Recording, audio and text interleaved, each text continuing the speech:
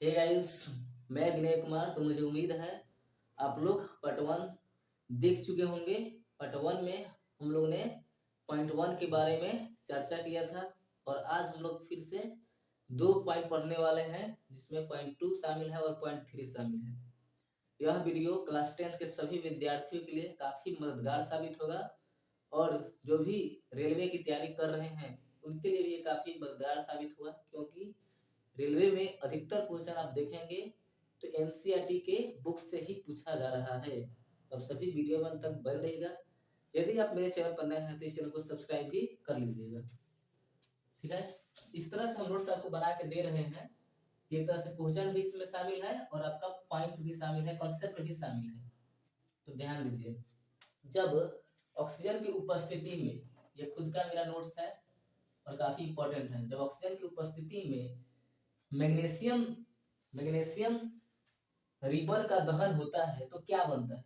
तो आप लोग उत्तर देंगे कि एक नया पदार्थ बनता है और उस नया पदार्थ का नाम क्या है? Magnesium oxide. उस नया पदार्थ का नाम क्या है? Magnesium oxide. यानी कि क्वेश्चन देखिए, क्वेश्चन ही बन गया एक तरह से कि जब ऑक्सीजन की उपस्थिति में मैग्नीशियम रिबन का दहन होता है तो क्या बनता है? तो आप बोलेंगे कि एक नया पदार्थ बनेगा, एक नया पदार्थ बनेगा। उस नया पदार्थ का नाम क्या होगा? Magnesium oxide. अब ध्यान दीजिए, जब भी नया पदार्थ बना तो आपके दिमाग में ये एक पॉइंट आना चाहिए कि रासायनिक अभिक्रिया हुआ, रासायनिक अभिक्रिया हुआ। हम ऐसा क्यों बोल रहे हैं? क्योंकि जब भी रासायनिक अभिक्रिया होता है तो रासायनिक अभिक्रिया का मतलब ही होता है कि जरूर एक नया पदार्थ बना होगा। ठीक है, और जब रासायनिक अभिक्रिया हुई है तो आप लोग को बताए हैं पहला वीडियो में देखे होंगे, तो जो रासायनिक अभिक्रिया हुई है तो हम ये भी कह सकते हैं कि अवस्था में भी परिवर्तन होगा। अवस्था में भी परिवर्तन होगा। अवस्था में भी परिवर्तन होगा। अवस्था में भी परिवर्तन होगा। जैसे हमने एग्जांपल दिया था कि जैसे दूध से दही बना, दूध से दही बना।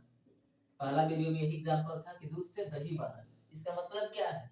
इसका मतलब यह है कि रासायनिक अभिक्रिया हुई है।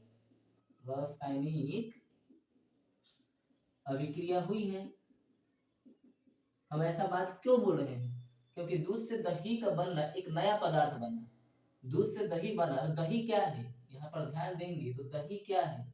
दही एक नया पदार्थ है, एक नया पदार्थ है। ये भी हम बताए थे कि दूध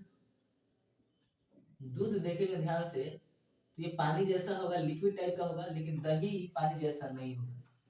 ठीक है, दही पानी जैसा नहीं होगा, थोड़ा गाढ़ा हो जाएगा। तो अवस्था में परिवर्तन हुआ। ध्यान से ऑब्जर्व करेंगे तो दूध का कलर जो होता है, रंग जो होता है थोड़ा अलग रहता है। दही का रंग भी क्या होता है? अलग होता है। यानी रंग में भी परिवर्तन हुआ। तो हम जब भी ये हमारे दिमाग में जब भी ये क्या हो, मालूम चले कि एक नया पदार्थ बना है, जब भी नया पदार्थ बना है, अगर बात कहीं पे उठ रहा है, जब भी नया पदार्थ बना है, अगर ये बात कोई कह रहा है या आपके मनोमस्तिष्क में ये भाव आ रहा है, तो आप समझ लीजिए रासायनिक अभिक्रिया हुई है। रासायनिक अभिक्रिया हुई है तो आप कह सकते हैं कि अवस्था में परिवर्तन हुआ होगा। ये भी कह सकते हैं कि रंग में परिवर्तन हुआ होगा, रंग में परिवर्तन हुआ होगा, रंग में परिवर्तन हुआ होगा। ठीक है, आप ये भी कह सकते हैं, ठीक है, कि तापमान में भी परिवर्तन हुआ होगा। तापमान में परिवर्तन हुआ होगा, ठीक है। आप ये भी कह सकते हैं, ठीक है, कि गैसों का निकास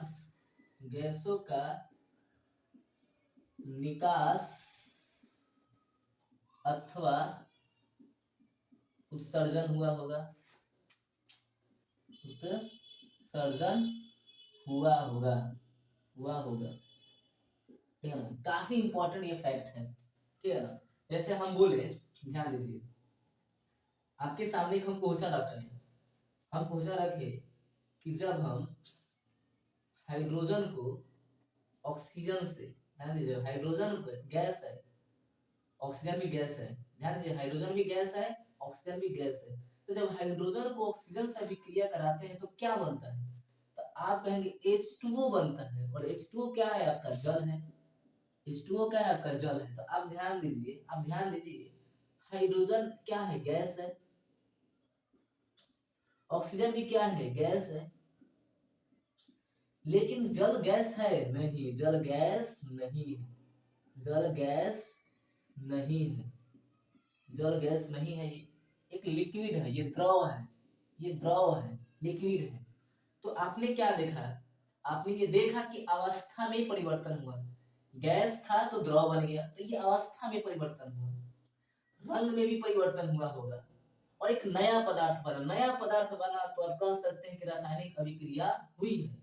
और रासायनिक अभिक्रिया हुई है तो आप ये भी कह सकते हैं कि एक नया पदार्थ बना है, ठीक है ना? उसका उल्टा भी क्या है? आपका सत है। आपके सामने कोई बोला, आपसे कोई बोला कि हमने हाइड्रोजन गैस लिया और ऑक्सीजन गैस लिया, आपस में अभिक्रिया कराया तो एक नया पदार्थ बन गया। तो एक नया पदार्थ बना तो आप ये कह सकते हैं कि रासायनिक अभिक्रिया हुई है। रासायनिक अभिक्रिया हुई है तो आप ये भी कह सकते हैं कि एक नया पदार्थ बना है। और जब एक नया पदार्थ बना है तो आप ये भी कह सकते हैं कि अवस्था में परिवर्तन हुआ होगा, रंग में परिवर्तन हुआ होगा, तापमान में परिवर्तन हुआ होगा, और गैस का निकास अथवा उत्सर्जन हुआ होगा। ठीक है, तो ये मेरा पहला पॉइंट रहा। सॉरी, आज का ये दूसरा पॉइंट है। ठीक है, पहला पॉइंट हमने पार्ट 1 में डिस्कस कर दिया है। अब मेरा तीसरा पॉइंट आपके सामने होने वाला है। तीसरा पॉइंट में हम डिस्कस करेंगे रासायनिक समीकरण। रासायनिक समीकरण भी एग्जाम में काफी पूछा जाता है। ठीक है, वीडियो अच्छा लगे तो लाइक जरूर करिएगा, शेयर भी करिएगा और सब्सक्राइब करिएगा। ठीक है, अगर वीडियो अच्छा लगे तो 10th क्लास के लिए काफी इंपॉर्टेंट है। आप लोग देखेंगे कि बहुत छोटा वीडियो से आपका क्वेश्चन टच कर जाएगा। ये वीडियो लंबा होने वाला नहीं है, छोटा होने वाला है, और 100% एग्जाम में आपको देखने को मिलेगा क्वेश्चन। ठीक है, तो हम बात कर रहे हैं रासायनिक समीकरण। ठीक है, हम बात कर रहे हैं रासायनिक समीकरण। ठीक है, ध्यान दीजिए, रासायनिक समीकरण।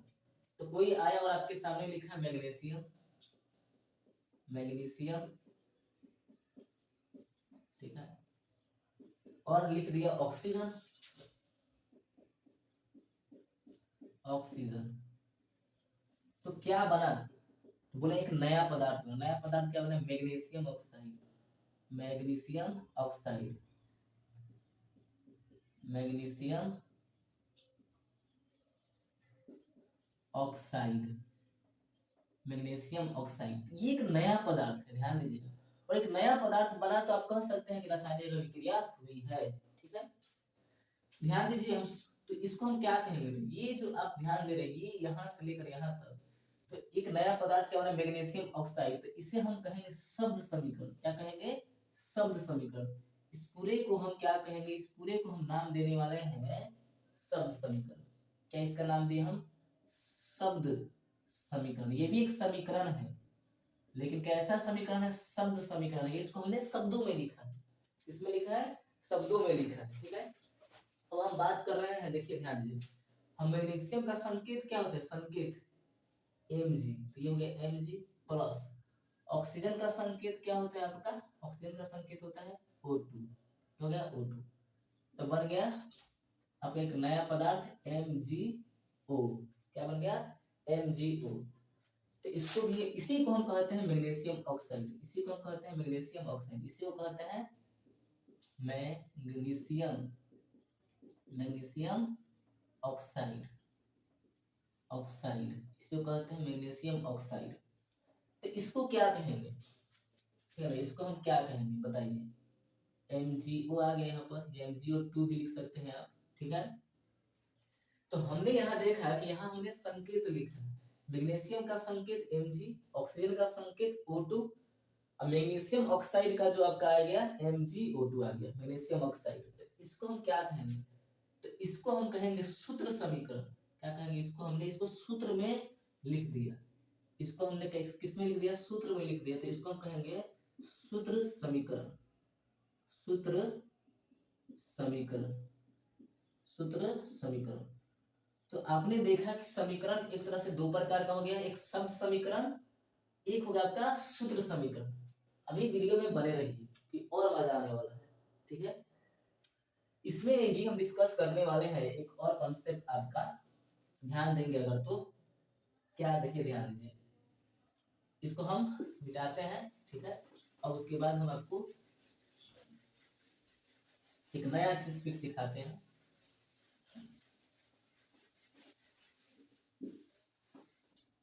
इसी पॉइंट में, इसको पॉइंट हम 4 मानते हैं, चलिए इस पॉइंट 3 हो गया, उसको हम पॉइंट 4 में लेके समझेंगे, पॉइंट 4, पॉइंट 4 में हम उसको समझते हैं, ठीक है। तो आज हम लोग 3 पॉइंट पढ़ेंगे, ठीक है। ये भी है रासायनिक समीकरण, रासायनिक समीकरण, रासायनिक समीकरण।